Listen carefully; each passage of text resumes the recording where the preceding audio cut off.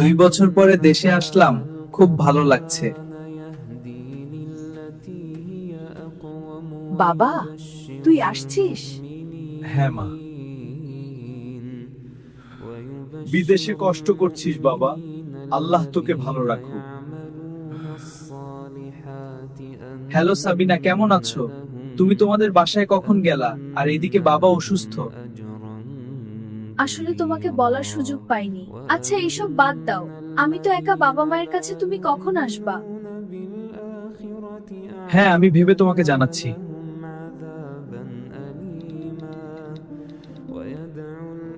মা, আমি বউয়ের বাবার বাড়ি যাচ্ছি, ও একা থাকে। আচ্ছা বাবা।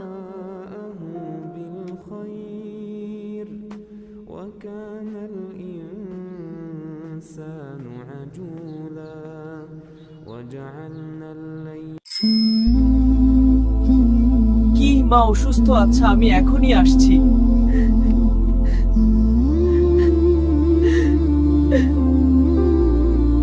বাবা, তুই আইছিস?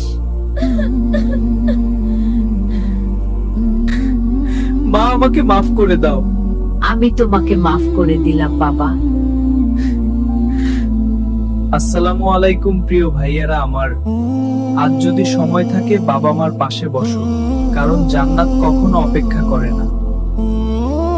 তোমরা কি ধরনের ভিডিও চাও কমেন্ট করে জানিয়ে দিবে। ধন্যবাদ।